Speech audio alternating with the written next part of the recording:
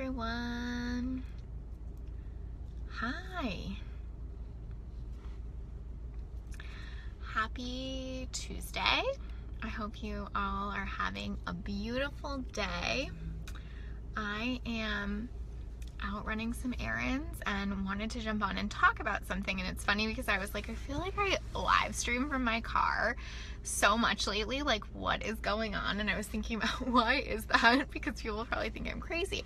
But here's the thing. I think what happens is that I get in the car and I usually don't listen to music. I don't listen to books, just kind of like, it's my quiet time. And so I process so many things like while I'm driving and while I'm in the car, and then I'm like, I have to talk about this. So I get somewhere and then I like pull in and jump on live stream. So I'm not I am crazy, but I'm not completely crazy about this. And so that's why you always catch me in my car, because I'm processing and thinking, and then I feel like totally compelled to jump on. And I'm kind of one of those people that if I like wait too long or do it later, it just won't come out the same. So I want to talk to you today about something that I talked with one of my clients about today, and we were talking about some of the bullshit that is the ideal client exercise. And hi Lindsay, thank you for joining me. So we were talking about how, you know, I think the ideal client exercise really was I don't know why it was started, but like if I had to guess, right, it was started for, you know, the purpose of like, let's get clear on who you want to speak to in your marketing, who you'd love to work with, all that kind of stuff, right? Totally fine and totally good. I want my clients to go through some ideal client stuff, and I think there's some importance there. But I feel like it's shifted in our industry a lot lately. And there's all this messaging about like, if your client isn't perfect, or if they're not the ideal client, don't work with them, right? Only work with your ideal client. But then, right, here's the kicker. Then we do these ideal client exercises that have us, you know, checking 35 boxes. And so we get into this place where we're really confused, like, well, this person seems pretty awesome and I think I could help them, but they don't check boxes like 18, 23, and 27. So I think they're not my ideal client and I'm going to have to pass, right? And really, like, no one is ideal, right? You're never finding that person that checks all 50 boxes on your ideal client profile. What that is like a guidance system, not a standard form to use to measure your ability to help a client and work with them. And I think we're using it in this opposite way, right? We're using it as this like barometer to hold people up to, instead of being like, are you just an awesome human? Can I help you with the things that you need help with? You know, do I feel like we vibe? Am I going to be a good coach for you? Or am I going to be a good service provider for you? We're like, well, I need you to check all of these things. And if you don't, I mean, I really would love to work with you, but I can't, right? Hey, Sarah, Lindsay, yes, just do it now. Hey, Sarah. So yeah, I think that what is happening is we're taking this exercise that is meant to kind of give us clarity and direction, and we're making it this non-negotiable thing in our business. And then we're feeling really guilty, or really confused. So guilty meaning we feel like, oh gosh, am I taking a client that is not right for me? Or we're feeling really confused, like, gosh, you know, I really wanted to take them, but I couldn't because they didn't really meet my ideal client profile. But like, maybe I need to redo my ideal client profile. Should I redo it? I don't know if I should. Like, maybe we should just take the people that we know we can support and help, right? So one of the questions I usually ask myself when I'm like deciding if a client is the right fit for me is like, do I think they would be better with someone else? If that answer is yes, they may not be my ideal client, even if they check all my boxes, right? If that answer is no, and they don't check all my boxes, they may still be a great client for me. So I want to encourage everyone to use the ideal client as a guidance post, as a, you know, way for reflection and clarity, but not as a standard with which to hold, you know, potential clients up against, and to say no to people that you want to say yes to. then we kind of feel this weird guilt around like, well, they don't meet all the things, so I guess I have to say no. And it's just not like that. You guys know, especially if you listen to me a lot, that I basically equate like everything in business to relationships. And I think it's the same thing, right? Like, I might have a checklist of what my ideal partner would look like, but that's not life, right? Like, I'm not like, okay, do you meet checklist numbers 1 through 100? And if you don't, sorry, right? Like, do I have an ideal husband? No. Like, I don't think those exist, right? If you do, props. But here's the thing, like, they all have their shit too, right? There's always something off on the checklist, and that's the thing that they're there to reflect for you or show you, and that's how we grow, and that's how relationships become beautiful, right? Because it's two imperfect people coming together, right? So similarly in coaching, my husband strikes you as pretty ideal. I'll just share that, Lindsay. I'm sure you would appreciate that a lot. But yeah, like, so, similarly in coaching, like, that's the thing, right? If we're looking for this ideal person and then anybody that doesn't measure up to that gets cut from the list, well, we're like really missing out on all of these opportunities to do great work, to impact people that we can impact, and to really be available to show up and do the work, not to sit behind a computer screen and like only do the work if 30 boxes are checked, right? I personally, it was really funny because I was talking to one of my clients about this morning. She was kind of feeling like, well, is this client the right fit for me or not? Like, I know I can help them. I know that I'm the right person for them. I know nobody can help them better, except I usually help clients like in this way or with this thing. And, just really kind of driving herself crazy over these like, illusions that we create for ourselves, right? This checklist of like, we have to, people are walking by me and looking at me like I'm crazy because I'm like flapping my arms at my steering wheel. But anyway, because we make ourselves crazy with thinking that it has to look this way and we have to do these things. And the client has to be all these things for us to be in integrity. And you guys know that I am all about being in integrity, but what I'm not about is like forcing your business into all these boxes. Do this thing, only take this kind of client, right? I really want you to look at like, how can this exercise help you, not hold you back from like actually serving. So I had this whole conversation with my client this morning, which was so funny because then later on this afternoon, I had a discovery call with someone and I was like, you're not my ideal client, right? You don't meet certain things and I'm not sure that I will be in integrity if I help you, right? I mean, literally, I did this to myself today. And basically, this person spent the majority of the discovery call with me actually overcoming my objections about why I didn't think they were the right client, right?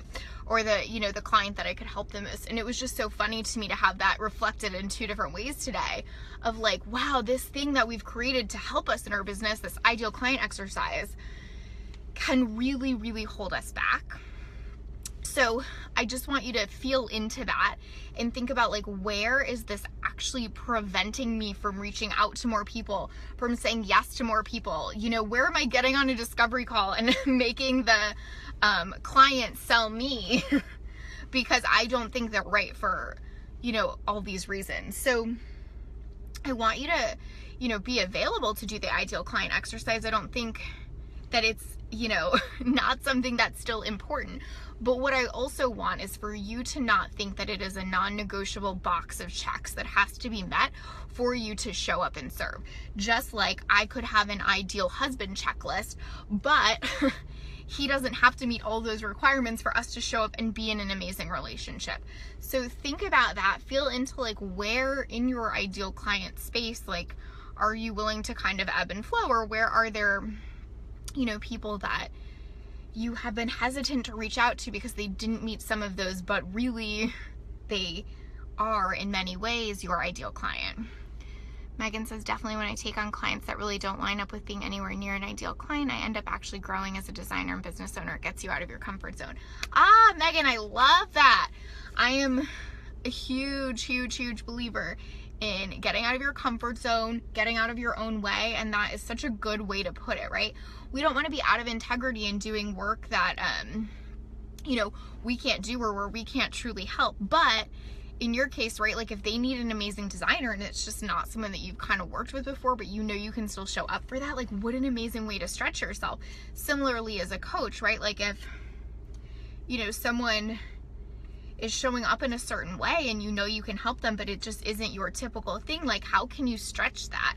How can you flex that muscle a little bit and be even more available for it? So I just kind of want to open this conversation, bring this topic up that yes, we can still do an ideal client exercise and that can still be important, but also if it's holding you back in your business, if it's getting in your way, and if it's, you know, something that is hindering you from getting amazing people in your practice, then that's something to think about. Girl, I need to know what lipstick you're wearing. It's awesome. Oh my God, Sally, I have it right here. It's called Soft Matte Lip Cream by NYX, and it's called Prague. It's literally sitting in my lap because I put it on right before I got on live stream. So I would love to know, like, what are your thoughts on this? I think everybody has different thoughts on the ideal client exercise. I know I was talking to someone the other day about how out of control that it's gotten. It's almost like, and what's their blood type, right? So tell me, like, what are your thoughts on this? Where has this held you back in your business, or where has this prevented you from going further outside of your comfort zone, from reaching out to new people, and for maybe saying yes to people that you could really serve and help, but you feel like you're, you know, almost like still in corporate, right? And you have these list of rules that you have to follow before you can help someone. So let me know what your thoughts are on that. I would love to kind of have just an open discussion around this, because I think it's a really fascinating thing, you know, when we kind of create something to help us in our business, and then sometimes it can really end up hindering us. So share with me your thoughts. I would love to hear how has this shown up for you, and just kind of like, what's your take on this? Do you think this is true? Thanks for not asking folks for their genetic profile. Yeah, right? It's like your ideal client has a blood type and they have this color hair, and it's, you know, they do this on Saturday nights, and it kind of just gets crazy. So feel into like, how can you just be more at ease with this and use it as a guidepost rather than like a non-negotiable thing? The ideal client exercise kept me stuck for months. I thought there was something wrong with me for not getting the super clear picture everyone kept telling me I needed. Yeah, like I feel like when I look at my clients, they're all really different. I mean, are they high performers? Are they high achievers? Do they want to build a successful business? Like, yeah, but they all do something different on Saturday night. They all have different interests. They all are different ages and have kids or don't have kids, or are married or are not married. Like, there's nothing about that that is a requirement for me. Now, if you want to help people with kids, okay, then it might be a requirement that they have kids. But I think the thing is like, we're almost trying to create this ideal, and then we're kind of getting really upset when it doesn't show up. Like, you know, friends and dating. Have you ever had that friend that was like, well, the guy has to be this tall, and he has to have this color hair, and he has to look like this, and he has to have this kind of personality, and you're like, girl, you just like passed up on like 3 guys that were really, really awesome because of one of these checklist items. And that's sometimes what we do with our ideal client. Lindsay said, I found my ideal clients by just figuring out what kind of parents I actually like talking to. Right.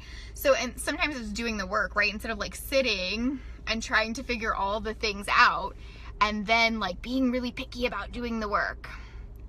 Sarah, in my industry, the first thing we all are taught is that we need a specific client avatar. The more specific, the better. However, I wasted so much time focusing on finding that specific person, when in reality, all of my current clients have similar pain points rather than similar careers or lifestyles.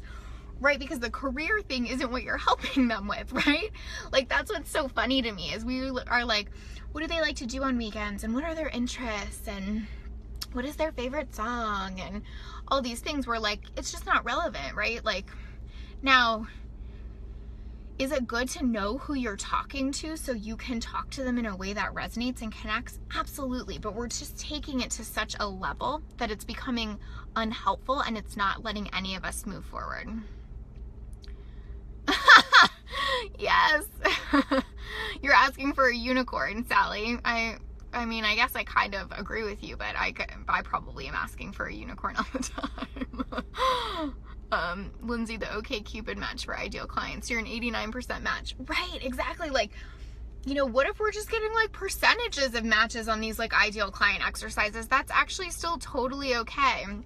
Yes, looking for the unicorn ideal client. Exactly. Like, you know, we have to know who we're speaking to, and we have to be able to speak to them in a beautiful, clear way. I'm still about the ideal client exercise. That will still be part of my future content and work with my clients, but I'm not about it coming to this, it's like this pendulum, right?